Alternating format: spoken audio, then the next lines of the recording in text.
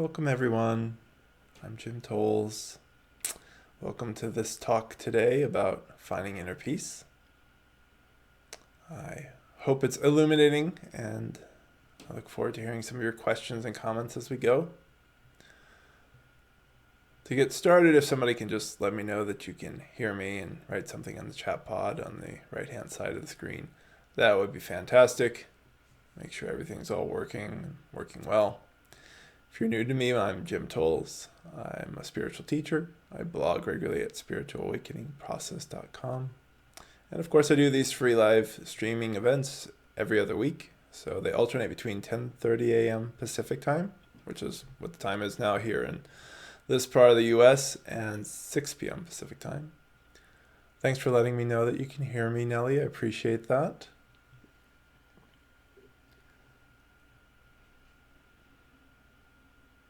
So I'll give people a few minutes to log on before I really get flowing through this. And of course, if you're also new to me, I do one-on-one Skype sessions. It's a way to go deeper into this work, to peel away all the different layers and issues that we have that sit on top of our experience of peace. So I look forward to really getting into this topic. And just because there's some unsettling news going on right now, I think I really want to emphasize how important working through our issues and dropping into spaces of peace is right now, because the news is reporting 2 shootings that have gone on in the US here. And that, of course, shows just how unhappy people really are. That to get to the point where you think that killing another person or harming them by using a gun or some other weapon is a logical conclusion means you are in a lot of pain, that you are so far from peace that this is the conclusion somebody comes to. Because despite how it looks to the outside, it looks insane to the outside, and it should look insane. On some level, this has made sense to a couple of people who are really upset. So when we talk about spirituality, sometimes I think people see this as something that you could put on the back burner. It's like, oh, it's not that important. I'll get to it when I get to it. And I say no. And I'm sure basically every other spiritual teacher says no. Like, this is urgent. If we don't know how to be at peace with ourselves and to teach that peace to others, we're going to continue to feed into these cycles of pain and suffering. And the way it seems to work in human life is that suffering likes to collect. It doesn't all seem to kind of sit equally. It's like nothing is equally distributed in this world. Not money and not suffering, not anything. It just seems like some people are going to get more of that pain dropped on them than others. And the way that we start to break that is we stop letting our pain flow out. We stop letting ourselves stay in these spaces of suffering that add to the greater suffering of the whole, and that create kind of these sinkholes where some people are just so buried in pain that violence just becomes a natural conclusion for them, that this is the way to try and get their pain out or get their message out or to be heard or to whatever it is they're attempting to do. So it's really, really sad to see these things happen still, and I can already guess where the national dialogue will go about the whole thing and how it will turn out. And it's going to do that because people are still stuck in their beliefs and their own suffering, and everybody's too busy holding on to their own issues to actually want to deal with some of the deeper social issues. And so we have to really start with ourselves. So I'm glad that those of you who have come to join me today about, finding inner peace, and, feel free to take a few breaths, take a few moments here of silence, and just, send out our good thoughts to the rest of the country. I know there was a big fire, I think, over in the UK, and there's always something going on somewhere that needs a little extra love and appreciation. So let's just take a moment here to send a little extra love and appreciation out to the people who need it.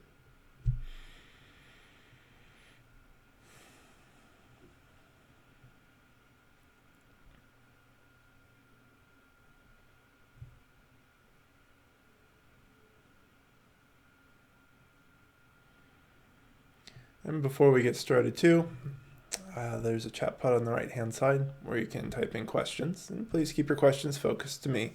It's a small area, so people talking amongst each other makes it harder for me to find other people's questions So just keeping those questions focused to me on the topic at hand is appreciated.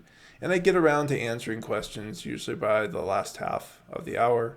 So the first 20, 30 minutes, I'll kind of free flow through this whole topic of inner peace.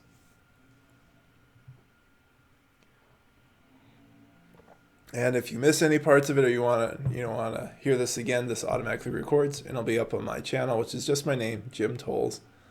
And so here on YouTube, you'll be able to find that and re-listen if you'd like to. So finding inner peace. It is often one of the goals of many people who come onto the spiritual path, and it's a worthy goal to have, to aspire towards this space where we can stay at peace within ourselves despite whatever's going on in our external lives. And that's a really important distinction, that the search for inner peace is inner, it's not outer, that the external world is still going to do lots of different things, and there will continue to be quite a bit of unconsciousness and suffering and pain and things that go on. All we can do is to make the choice to be at peace with ourselves and then go from there. However, that's not what we're trained to do growing up. We're trained to look very externally and to want the external world to be a certain way so that we can feel safe. And I would definitely want to start with making a distinction between peace and safety. By and large, safety is kind of a biochemical experience inside us. And what I mean by that is there are a lot of neurotransmitters and hormones and physical reactions that we have around fear. When we feel fearful, we don't feel safe.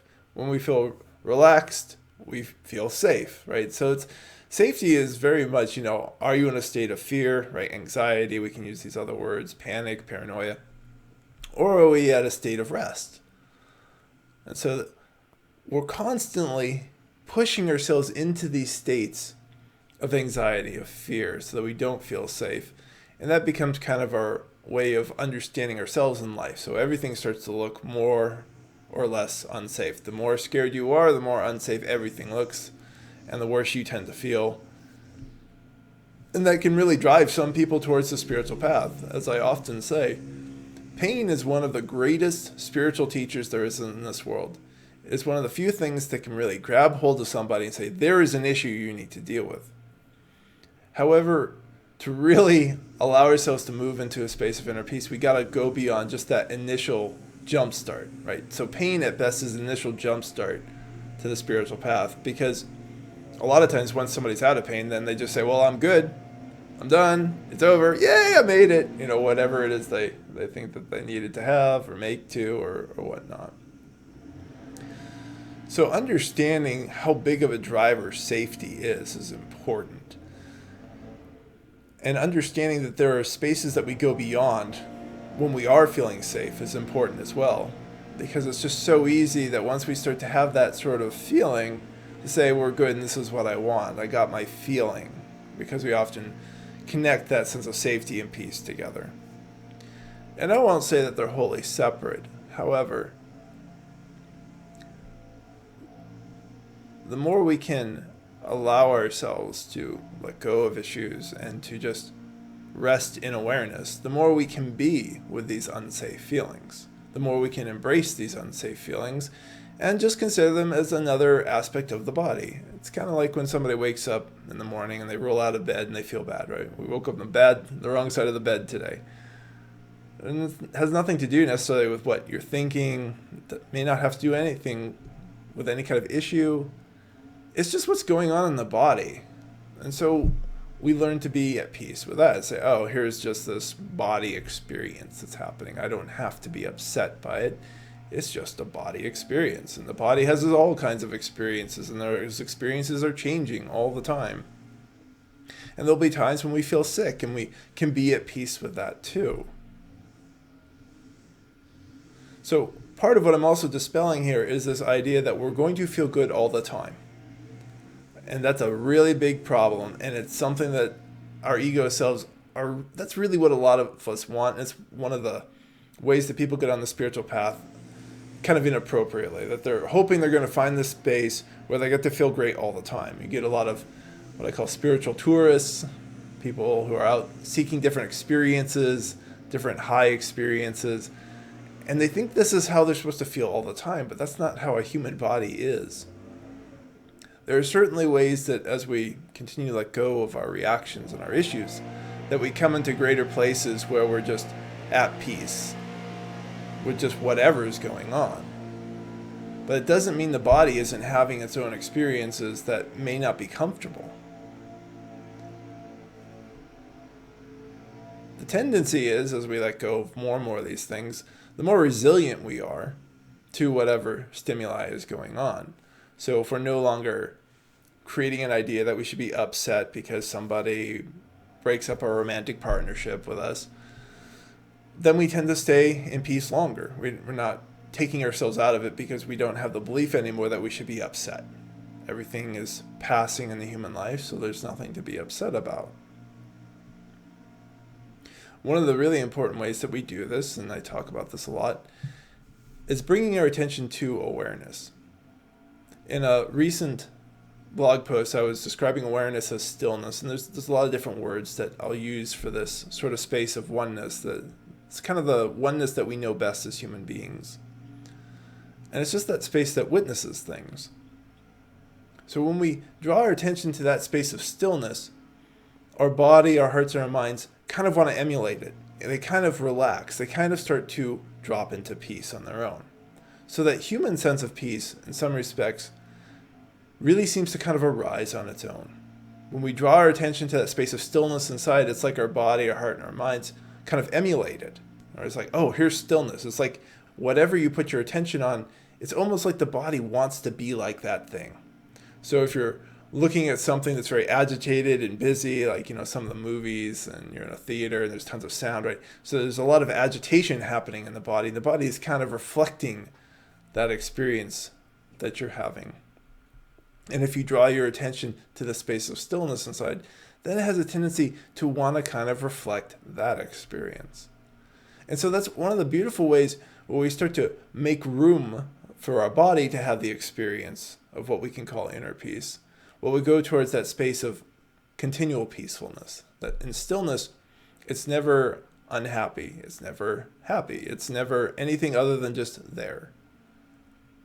We also call it the space of the observer, the witness, presence, awareness, right? So there's a lot of different words that we ascribe to that space.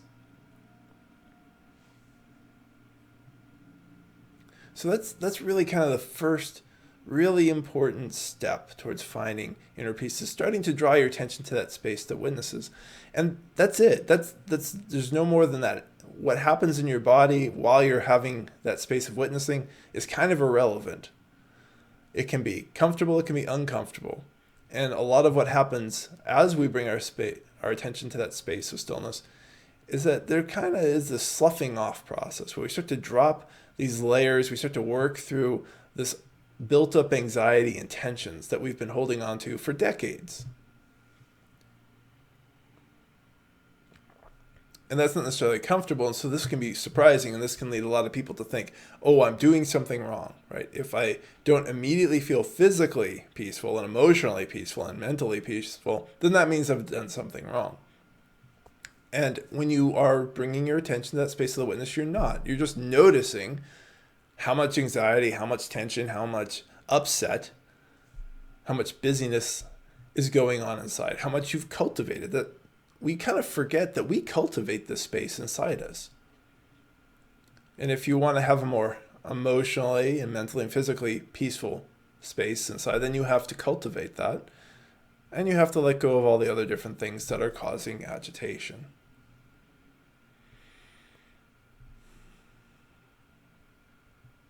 As usual, I talk about having your practices, meditation being one way to practice being in that space of the witness and watching thoughts and emotions and physical sensations. I talk about journaling as a means of understanding your beliefs and all the different ideas that are running around in your head that tell you that you should be upset or agitated about different things. I mean, we have a lot of unconscious, what I call commands, right? These are beliefs that tell us when this happens, you're sad. When this happens, you're happy. When this happens, you laugh. When this happens, you run. Right? All these different commands just run on autopilot, and we accept them implicitly. So when the command comes, says you should be scared about this, than we are. Or you should be excited about this than we are. And so we really don't choose our experiences until we start to notice these things, until we start to realize we have a choice and we can choose differently.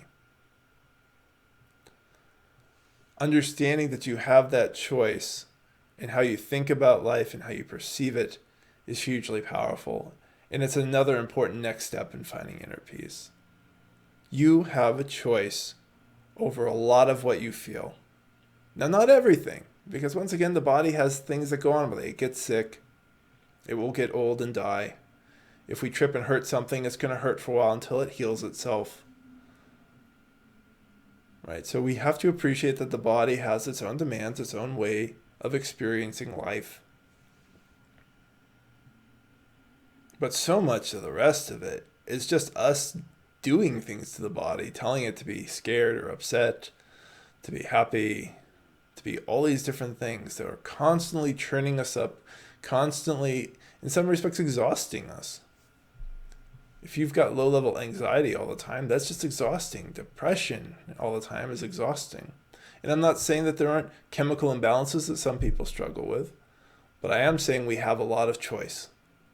And to exercise that choice through our spiritual practices and through discipline is really important.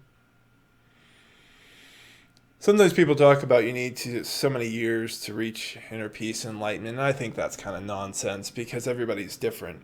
So if we're talking about kind of a stabilizing of the body in a certain level of experience, yeah, there is time that's involved, but that times can be different for everyone. So by that I mean that over time of working through issues and bringing your attention back to that witnessing part of you, there's a tendency for the body to continue to be more at peace. And there's a tendency for it to take more stimuli to kind of draw you out of it, to get you upset about something. When we haven't done any work, or if we have trauma in our background, then it's really easy to upset somebody. And so that sort of physical, emotional, mental peace seems really far out and impossible. However, that space of awakeness, of true enlightenment, that space of stillness, it's all the same thing. That's always within you. It's always here now. And you can touch it right now even as I'm talking. All you do is you just notice something inside you.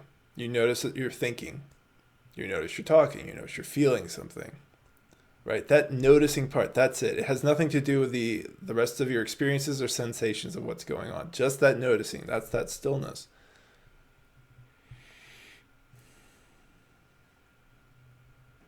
This formless awareness that's always within you, this is the space of stillness.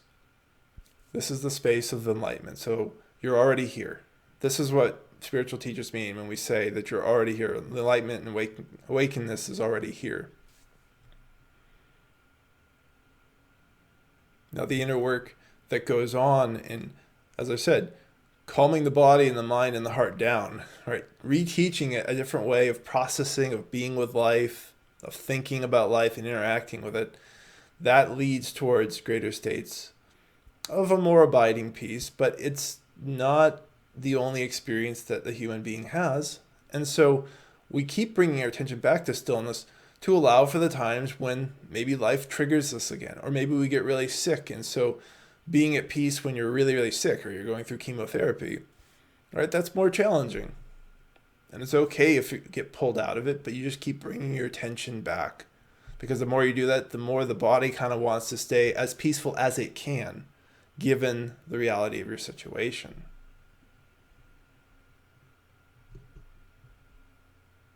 So the body, this human experience doesn't operate in absolutes. And I think that's one of the big things I'm trying to peel away for a lot of people, because you hear these things and they kind of get said in an absolute way, like, well, the body will just never be upset again. And maybe that's possible, or maybe it's only possible for some. I don't want to say what is or is not possible.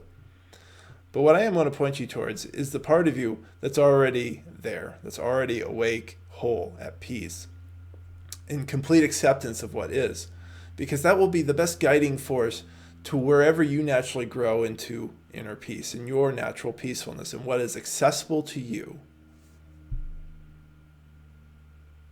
So if you've got a lot of ideas about this based off like what you see on YouTube or you've seen of other spiritual teachers or you've heard other people talk about, please let that go.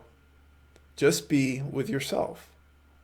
Accept yourself wherever you are and practice, right? Because while comparing doesn't do anything for us, it is important to be responsible for ourselves. So this isn't about like in any way giving up. The only thing we're giving up are ideas, because our ideas rarely have much to do about reality. As you get clearer in yourself and more peaceful in yourself, you can make more functional ideas. And this is probably a topic for another time. But an idea is supposed to be helpful. We have a lot of dysfunctional ideas in spiritual paths where we're just supposed to believe them because somebody tells us to believe them, and that doesn't make any sense. And it usually gets in the way of seeing clearly what's actually happening in reality and responding to it appropriately. So bringing attention to that space of stillness tends to engender a natural rising of peacefulness over time. And I say over time precisely because we're usually holding on to a lot of issues. If we didn't, we'd just drop into inner peace more quickly. And sometimes that happens in my sessions. There's a blog post that I wrote some time ago called A Brief Vanishing of Fear and the Power of Presence. And it's really talking about how sometimes you sit down in a space of presence with somebody else and all fear, all issue just vanishes. And there is absolutely no problem at all. And it can be kind of surprising, especially if somebody was coming and they thought there was going to be this issue they're going to have to work on. And then poof.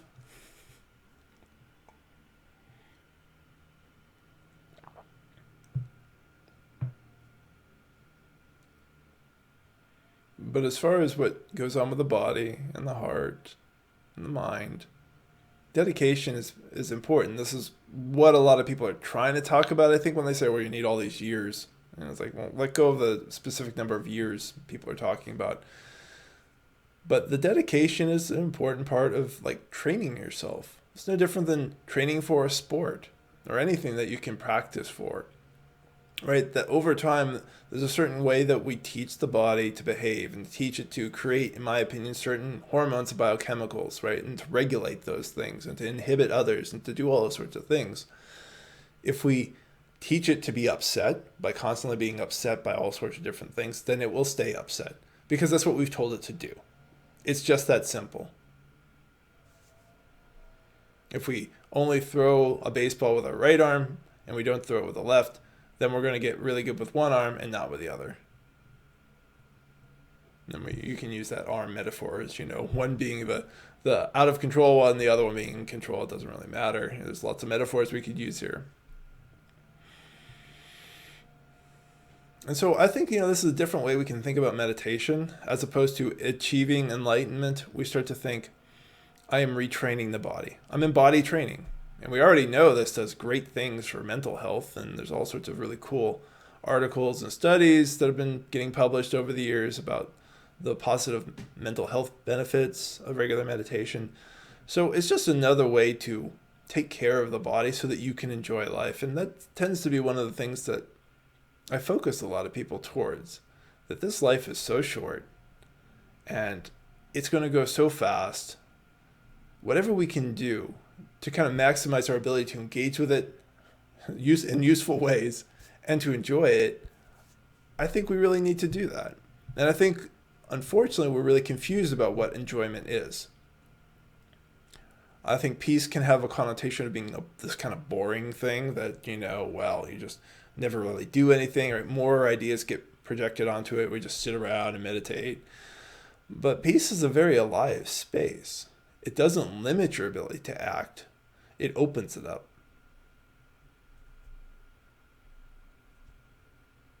Nothing on the spiritual path really limits your ability to act. It opens it up to the clarity that's within you so you can see what any moment asks of you. So I hope this distinction I'm making between the inner peace that we feel in the mind and the heart and the body and the true, I guess, is ultimately stillness is that true peace. It's never out of peace within us. So understanding that distinction is really key. And it's really key to understand that you just keep coming back to this space of noticing.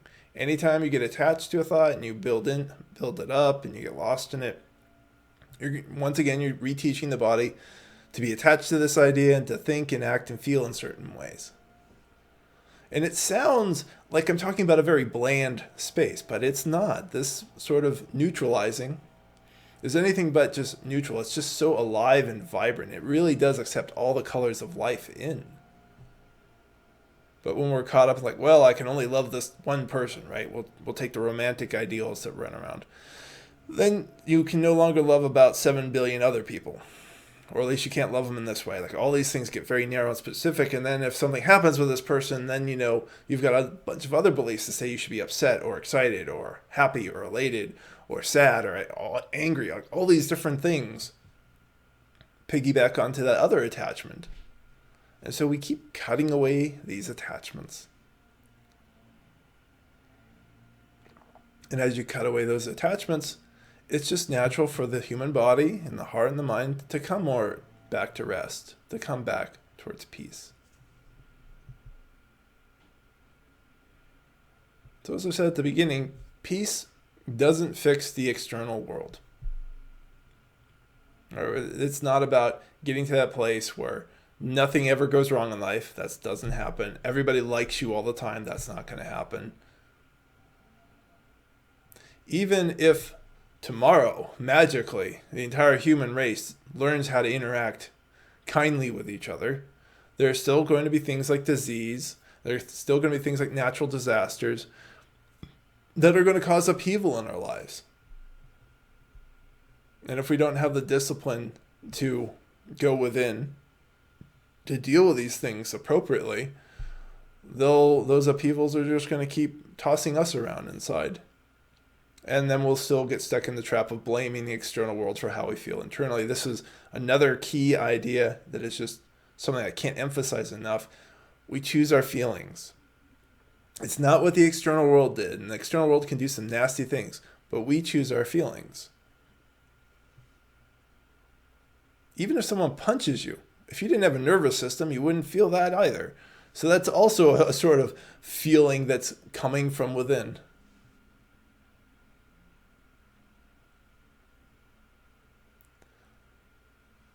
So just pausing here for a second. If anyone has any questions about peace and stillness and practice and these types of things, feel free to write it in the chat pod. If you're just joining me, my name is Jim Tolles, talking about finding inner peace. If anybody wants to support me as far as making a donation, you can go to spiritualawakeningprocess.com. On the right-hand side, there's a little drop-down with donation amounts if you'd like to help out. All my work is fully funded by donations, and thanks to all those of you who do support me. I really appreciate it. And the next talk will be about opening to new levels of love. It'll be 2 weeks at 6 p.m. Pacific time.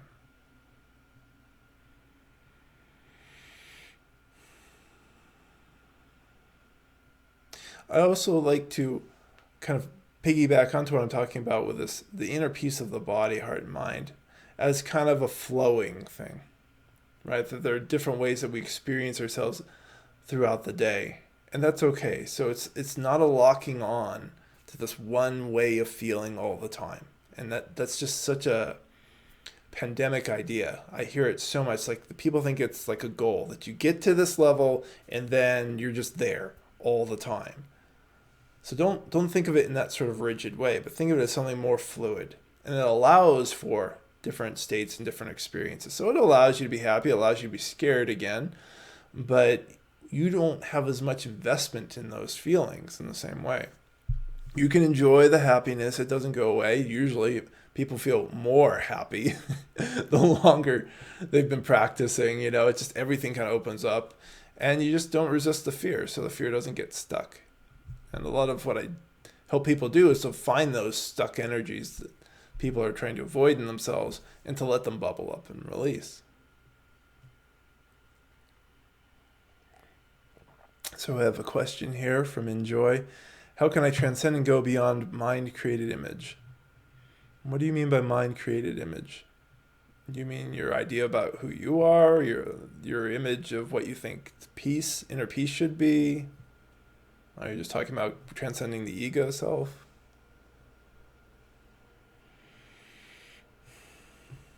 I'm mean, I think the first part, while you get a chance to reply, that I have to talk to is, what do we mean by transcendence?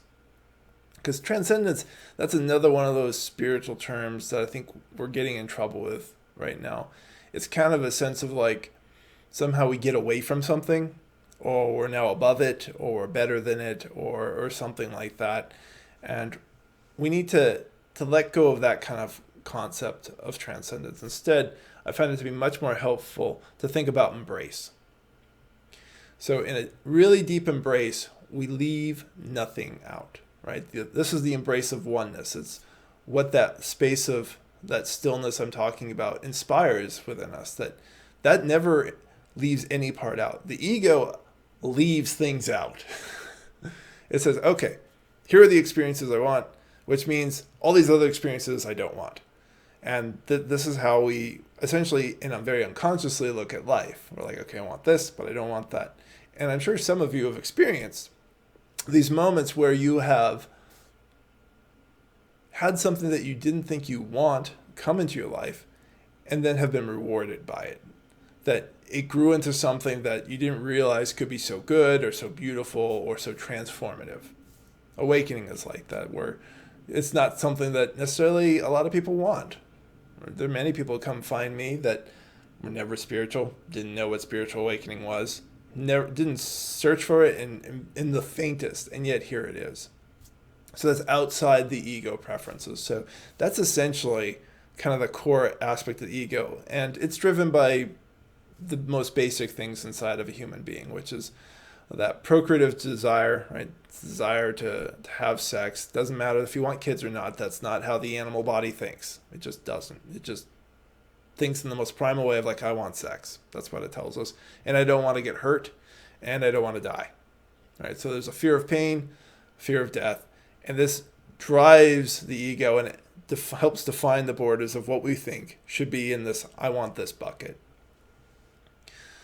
So to start to embrace more of life means we have to embrace certain things like the reality of death. We have to embrace pain, right? These types of things. We have to make space to say this is part of human life. And we open ourselves to more of the possibilities of life. And usually the experience that I've found is that in opening, you let go of limitation and more beauty, more opportunity is available to you. And if you're living in a difficult place in the world and you're having difficult issues that you have to deal with on a daily basis, it opens you to more opportunities on how to resolve them or deal with them. And if some things can't be resolved, it opens you to deeper levels of acceptance, where so much the ego works in rejection. It says, well, I don't want that. It shouldn't be this way. It's like there are a lot of horrible things going on in the world. Wars and domestic violence and sexual abuse, incest, and people cheating each other and all sorts of things. And that doesn't necessarily go away because any one of us has dropped our ego. And so we have to come into deeper spaces of acceptance to say, this is what's here. And if we feel called to attend to something, then we do. But a lot of the rest of it, we're just going to have to allow. And allow it doesn't mean approve of. And allow doesn't mean that, we don't want to necessarily address something, but we're letting go of the ego preferences and also understanding how small we are. Because the ego also can think in very big, grandiose terms, like it can fix everything in life, and it can't. It never will be. So the follow-up from the questions, I feel like I have nothing to hold on to when I'm drowning. I just want God to call me home. Well, I think I would need a little bit more information on what you mean by drowning. Because sometimes as we're letting go of the ego self, that feels this kind of amorphous openness and we don't know what to do with it. And so since we were so used to a very rigid ego, and this is for some people, then to have this openness feels like drowning when in fact nothing is going wrong. Another aspect in there could be dealing with issues. So people can feel overwhelmed and proverbially drowning in that stuff. But if issues are arising, that's stuff that it's time to work through, and that's important. If you don't work through that stuff, those issues continue to define you. They define how you think. It defines that little ego box I was talking about and all the stuff that you're trying to avoid. And usually whatever you resist persists. So that just brings you to the state of needing to process and finding spiritual tools to help you do that, to breathe into them, to allow them to rise and to let them go. Because otherwise, if you don't deal with them, they're going to just stay. And if they stay, then the idea that you want God to call you home is just avoidance and a misunderstanding of what God is. Because God embraces everything. God doesn't avoid our pain. We try and avoid our pain. God doesn't avoid anything. And God is the deepest embrace of everything in that space of stillness that I've been talking about. And I do this because it always kind of feels like it's like kind of the back of my head. And as I rest there, it kind of pushes forward. But anyway, that stillness is that sense of God that we can kind of tap into. It's like that truly accepts and sees all of our life. And the more we bring our attention to that space inside, the more we learn how to be with all of life. So thanks for your questions and comments. The next one's from Nellie. When you notice that you are possessed in an old reactive pattern, do you have any advice on how to release that efficiently without going into resistance?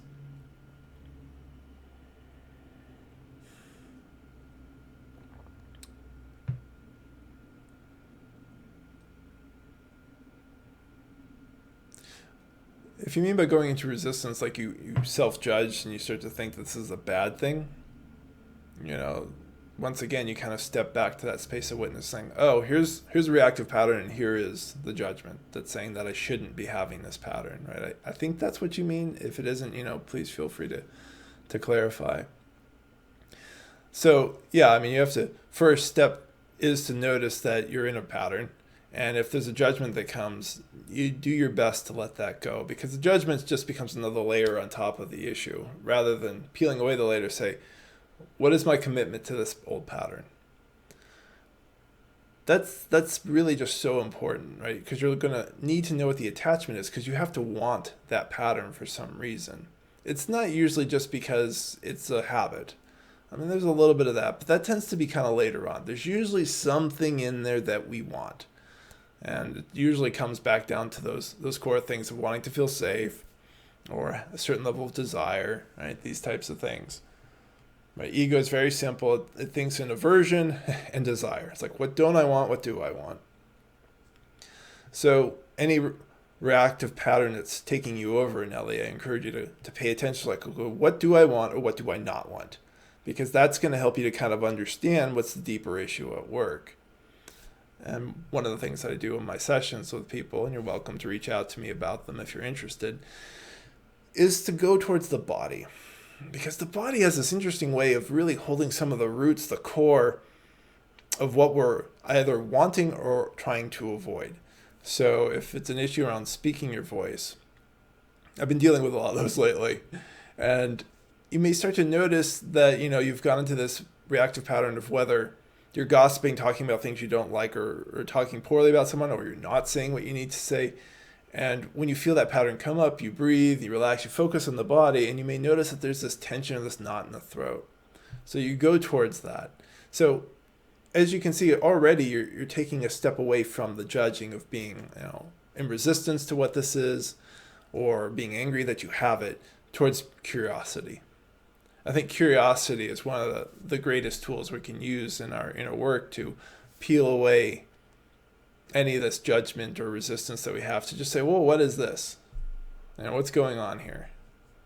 And I think that helps to break down some of these, reactive patterns as well, because we have less resistance. We're just being curious, saying, okay, what's going on? And that allows us to continue to stay relaxed. The more relaxed we are, the more our energy and our bodies open up. Let me know if that's helpful, Nelly. What other questions do people have today?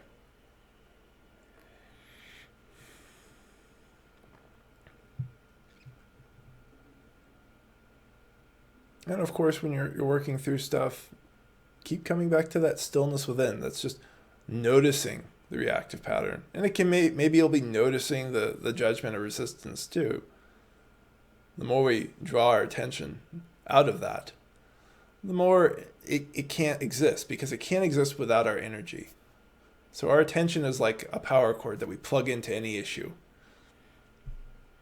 And when we're just observing from back here, where we're not attached to it, then it just kind of has to break down. And the breaking down is not a comfortable thing for a while. For a while, it's this churning and nastiness of stuff that comes up. And especially when like an old behavior pattern is dying on the vine, there's a way that it keeps grabbing at you and it keeps saying, oh, you have to have this, or you should be scared, or you should be upset, or you should be angry. And it just keeps trying to get you to play with it, to get back involved with it. And that's why the regular practice and meditations are important, because when it gets really sticky like this, you really want to have been practicing in easier moments. And when you've been practicing easier moments, it's kind of like that tool set's more available in the tougher ones. Sometimes people think that they should immediately just be able to drop into stillness whenever anything happens that's particularly profound or difficult. But once again, there's something about the human being that we need practice. And that's why we call it a spiritual practice, to learn how to let go and to allow. You're welcome, Nellie.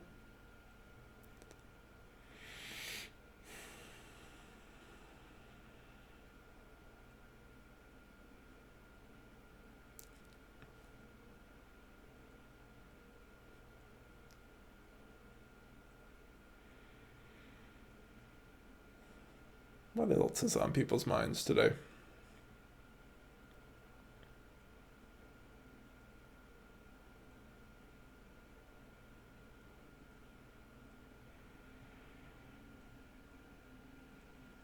Oh, by the way, down in the section underneath the Finding Inner Peace title, you'll be able to find a couple links to some things.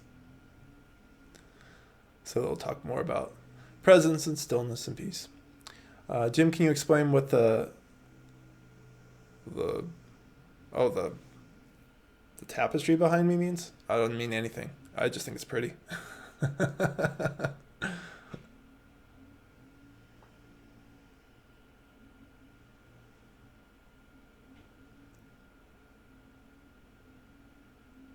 Generally speaking, too, on the spiritual path, it's a stripping away of beliefs, stripping away of the ego, and stripping away of need for meaning. Because as you rest more in that sort of inner peace and stillness, you'll find that you don't really need it. It's one of the things I often also point out in my sessions is we'll be sitting there, and one of my students might be feeling very peaceful and be like, are you thinking about anything? They'll be like, no. That's right. So you're not believing your way to peacefulness, you're just being. And that's the beautiful part of it. And that's why it's so accessible to everyone. And I think it's also so problematic that people have been taught to believe that this is hard. Inner peace isn't hard. We make living hard. And there's certain parts of life that is difficult for sure. Right? I'm very aware that I'm a Westerner, living in quite a bit of comfort.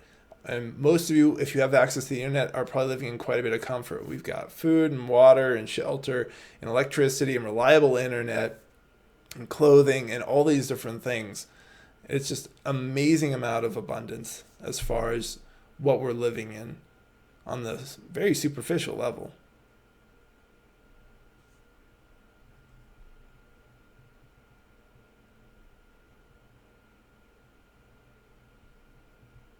So we already have so much, and yet we find such difficulty amidst all this wealth. And we find so much pain inside of us. And we create so much pain inside of us. So we're uncreating the pain.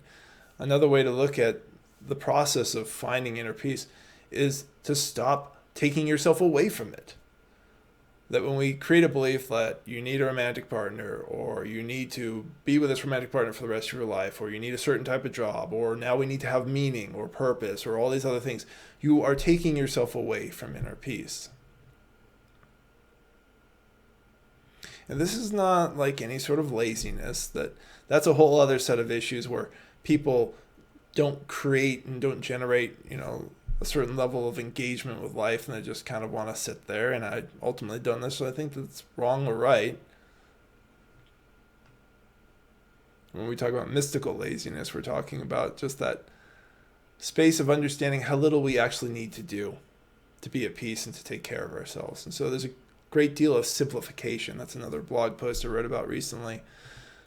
We simplify because we realize we don't need anything to be at peace with ourselves. And then you just start to say, well, what do I really need? Well, I need food, I need water, I need shelter, right? And so it gets really, really simple in that sort of way. And it's really beautiful and makes life so much easier.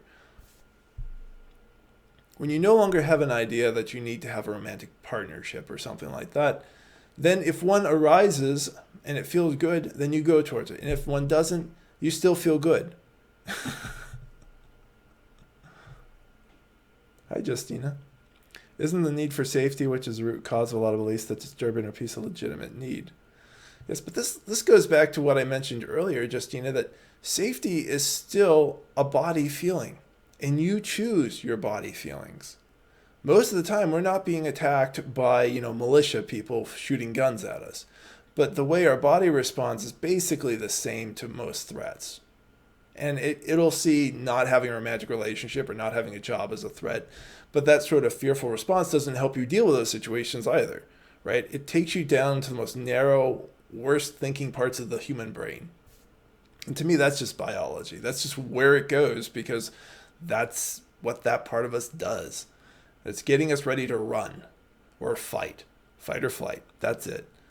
So that need for safety intellectually can be a real problem that can fuel this illusion that it's out there, rather than the safety that you don't feel that you want is in here.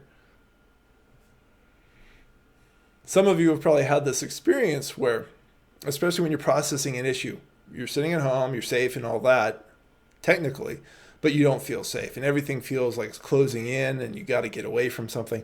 And then the issue shifts, it breaks through, whatever happens there that causes it to break down. And then you're in the same situation and you feel safe. So it's not the situation. And so the divorcing this idea of safety with a situation is really, really important. And the more you can be at peace with yourself, the more you can deal with a situation that actually is unsafe. But if we're already so wound up and so unsafe, right, when we've been teaching our body to keep pumping through these hormones, biochemicals of fight or flight, then when something really difficult comes, we panic completely. We completely flip out. We shut down. Like we can't handle anything at all. So this inner peace, as I kind of mentioned at the very beginning, is so needed in society. Because right now our ego cells are seeing threats that do not exist. And it's keeping us completely amped up and upset. And it's causing us to do extreme things, which brings me back to, what I was talking about earlier in reference to current events with a couple of shootings. That sort of couple of people so amped up and upset that they're locked in the fight or flight mechanism that it seems like a good idea to go kill people. And this is extreme for most of us. But I'm just, showing you this is the path this takes us on if we don't break down these illusions about safety, about where it is, and how to access it. And this is why finding inner peace, to me, is an urgent thing.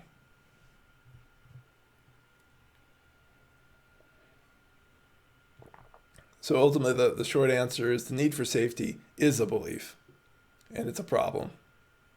And part of one of the things that we learn to do is to be with our own senses, literally just our own senses, and just be at peace with, okay, this is what fear feels like. I'm not gonna react to it. I'm just gonna feel it, and it'll feel miserable, right? So we're being at peace with our own physical misery, and the longer we can just be at peace with that, not respond to it, not react to it, not offer it resistance, not try to get rid of it, it has to break down. The only way it can stay is if we keep believing in it or acting it out. So thanks for the question, Justina. It's a good one. I think it's a common one for people to have that confusion. What other questions do people have?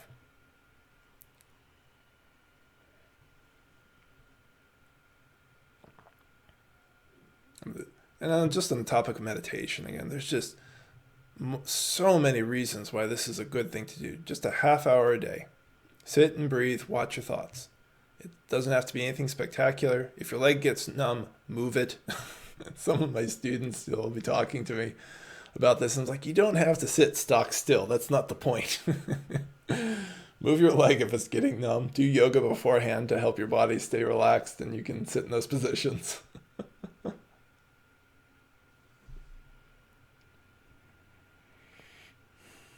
And, do your best to let go of judgment. So if you find that your body and your heart and mind is dropping into inner peace more from your practice, this is wonderful. Or if it just starts to do it spontaneously, and if it goes away, don't judge yourself. But try and notice what drew you away. At what point did something catch your attention again that started to get you agitated? And that'll help you to start to let go of some of these attachments.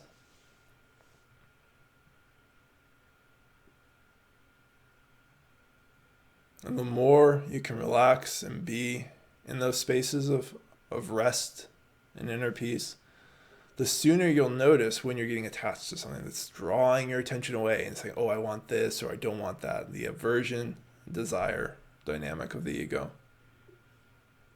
Right, so I'm scared of this, I'm excited to get that, and angry about this or that. Like all these different unconscious choices that we take for granted, we can't take them for granted anymore. Otherwise, they'll just keep ruling our lives. And we can't barter with them. That is such a big problem in the spiritual path. Is people, what they do is they'll say, okay, I don't like this part, but I want to keep these other beliefs. And what I'm saying is you got to let it all go. In letting it all go, you open yourself to such clarity, such mental understanding and ability that you can't imagine, such emotional level of connectivity you can't imagine, such physical ease that it's just extraordinary. Such energetic flow. I mean, all these things are there for you, but they're buried under these unconscious beliefs. No, I have to keep this. I have to keep this idea about family or being a mom or having kids or whatever it may be. And this is one of those places where you have to be honest with yourself. You have to say, okay, what is my list of, I can get rid of this, but I can't get rid of that. And a blog that's going to get shared up on Facebook. And if you're not friends or not following me on Facebook, you just find Spiritual Awakening Process and you can find where I'm posting stuff. But one of my older blogs is called When You Have to Give Up Something You Don't Want to Give Up. It is such a key moment, right? Because it challenges that center of beliefs that you're trying to hold on to. Because if we don't get rid of that center, people just create new spiritual egos all the time and they start to justify new things about this being that, right? You have to create more and more beliefs. The more beliefs you have to create, the more you need to be suspect of it. So why do I have to keep justifying all these things? What's hiding behind it? What wants the justification? What do I want? What am I trying to get? And the ego, of course, will scream and say, oh no, you need all these things. You're going to die cold and alone in the street. You'll never be happy, right? That's what it says. But the thing that's telling you all these things that you need to be happy is the very thing that's taking away your happiness and your peace. It's the guy who comes to protect your house from having its windows smashed by smashing your windows. Says that won't happen again if you're on my side. But it's like, dude, you just smashed my windows. Why should I trust you? But we do, because it's inside our head and we never really realized what we were creating as we were growing up. And so this sort of uncreative process is central to finding inner peace, that you're breaking down this thing that, as children and young adults, we grew up, we created an ego self because that's what everyone else was doing and it's useful, right? I don't say ego is a problem. I say unconscious ego is. The conscious ego is ultimately something that just knows it exists as a tool. And you can use it to help you with your preferences around what you want to eat at dinner or, other different ways in life to plan out a move. Say you're moving across country. That's useful. You work through all the different information to figure out certain things. But by and large, that's not what's happening. And when people start talking about having, being spiritual now, they create a spiritual ego that's still very unconscious. It's built up off of that core stuff, like I was talking about, of things that people think they can't get rid of and they have to have.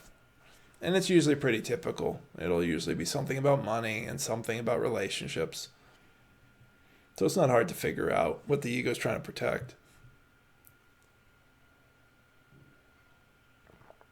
From Justina, one of my biggest fears that disturbs my peace is not living my life to the fullest before I die. The dilemma is that I feel like it motivates me to accomplish, but disturbs me at the same time.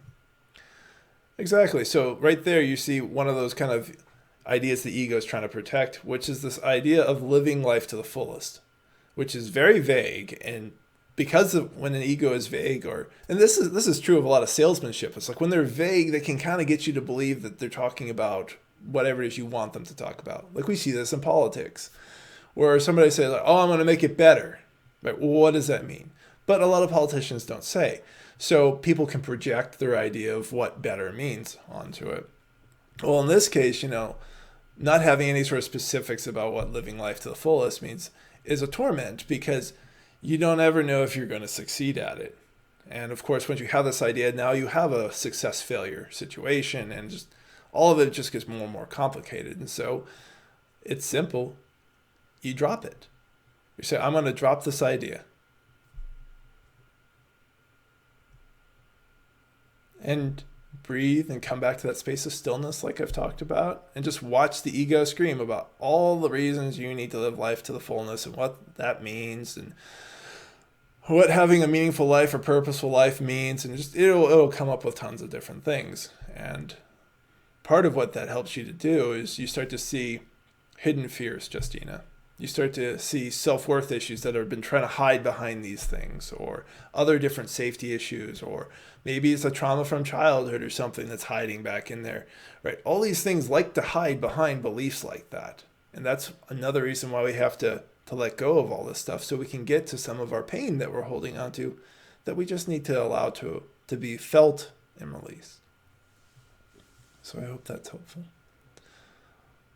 And from Nelly, what if you don't want to give up something just because it feels positive in a lot of ways? Can't you just keep it? You can't keep anything in life, Nelly. That's the truth of being a human being. It's all going to come and go. All we can do is be at peace with whatever is in front of us. So if it feels good right now, enjoy it for whatever it is right now, whether it's a great relationship, a great cup of tea, a great job.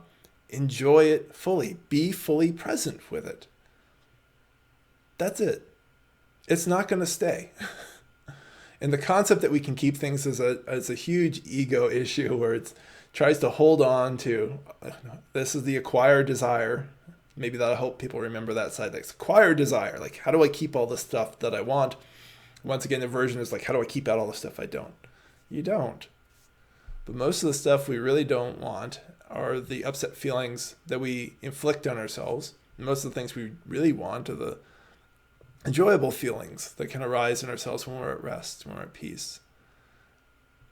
So you just keep coming back to this space of being, right? That stillness. And as I said, when we bring our attention to stillness, there's a way the body wants to release old pain, old beliefs, and it kind of wants to come back to rest. And that's, to me, one of the most beautiful things about the spiritual path, is that our natural state seems to be one that's at peace.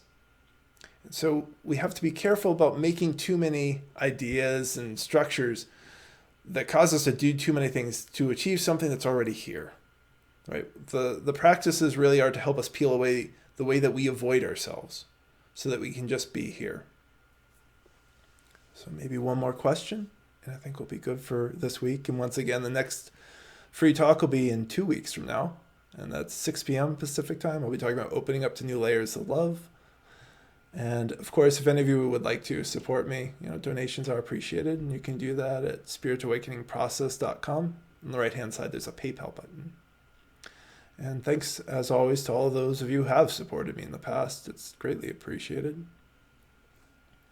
And if you ever have a request for a topic, feel free to email me about that too.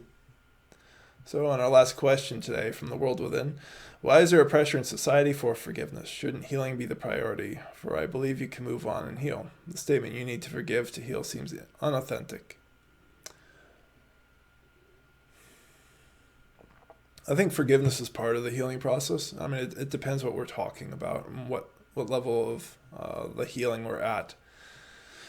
Because if you're at the earlier level, like a lot of times people haven't allowed themselves to be angry. If we're talking about trauma, this is probably one of the better ways we can go about dealing with this issue of forgiveness.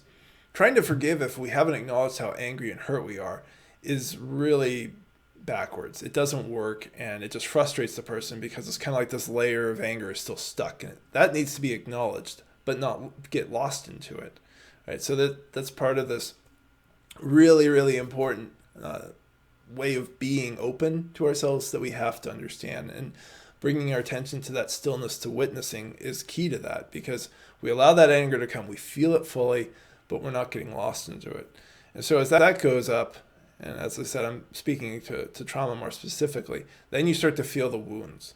And then you start to work through those wounds and the feelings and sensations that need to come out. And that can be extremely powerful and uncomfortable.